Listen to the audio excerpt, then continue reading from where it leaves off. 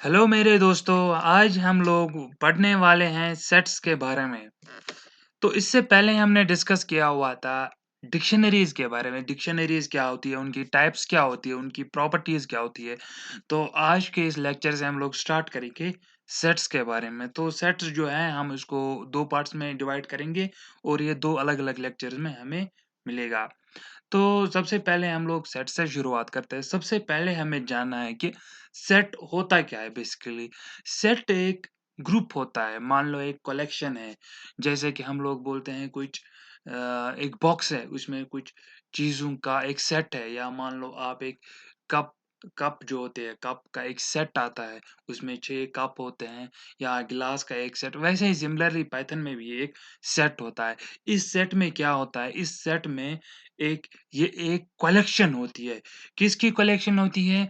ये कलेक्शन होती है अनऑर्डर्ड, अनइंडेक्स्ड और नॉन रिपिटेटिव एलिमेंट्स की। यानी कि इसमें जो एलिमेंट्स प्रेज़ेंट होते हैं, वो एक ऑर्डर में नहीं होते हैं या उनमें कोई इंडेक्सिंग नहीं करते हम लोग और ये नॉन रिपिटेटिव है।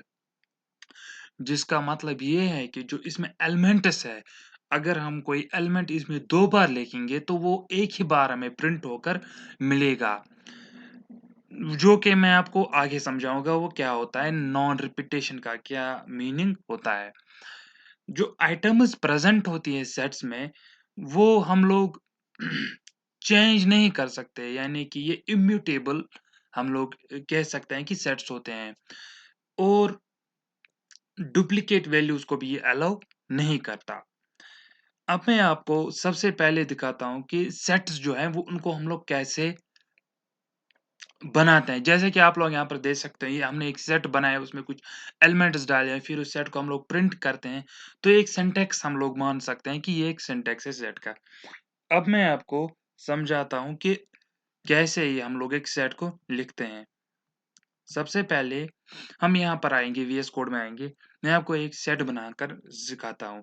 सपोज़ कीजिए मैंने एक सेट बनाया, उस सेट का नाम मैंने S1 रख दिया, ठीक है?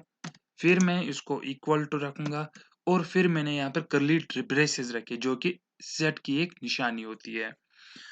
अब इसमें क्या होता है कि हम इसमें एलिमेंट्स डालेंगे।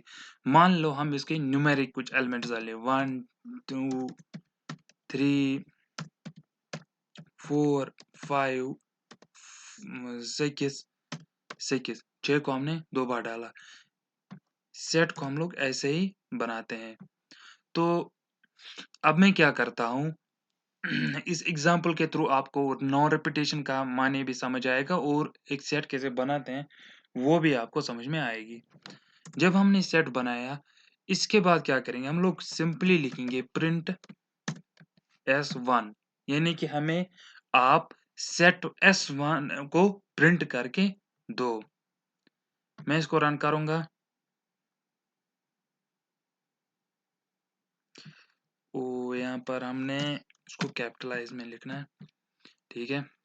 अब मैं इसको रन करूंगा तो आप लोग यहाँ पर देख सकते हो वीएस कोड में इसने क्या किया, इसने हमें यहाँ पर क्या प्रिंट करके दिया, 1 जो कि यहाँ पर है, 2 जो यहाँ पर है, 3 जो यहाँ पर है, 4 जो यहाँ पर है, 5 और 6। लेकिन 6 जो है, 6 ने एक ही बार प्रिंट करके दिया। तो ये क्या होता है, ये नॉन रिपीटेशन का मीनिंग होता है, यानी कि इसमें डुप्लीकेट वैल्यूज या इसमें एक एलिमेंट का हम लोग 2-3 बार रिपीट नहीं कर सकते हैं। तो ये एक सेट हम लोग इसको बोलते हैं।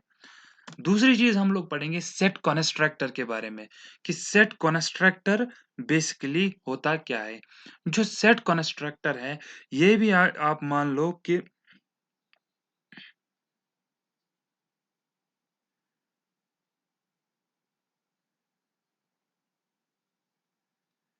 एक ऐसा मान लो, एक जैसे कि हम लोग ये एक सेट बनाते हैं, सिंपली वैसे ही सिमिलरली ये भी एक सेट होता है और इसको हम लोग बनाते हैं यहाँ पर। अब कैसे हम लोग इसको बनाते हैं सेट कंस्ट्रक्टर को, आप यहाँ पर मान लो हमने एक सेट लिया, ये भी सिमिलरली एक सिमिलर ऐसा ही है।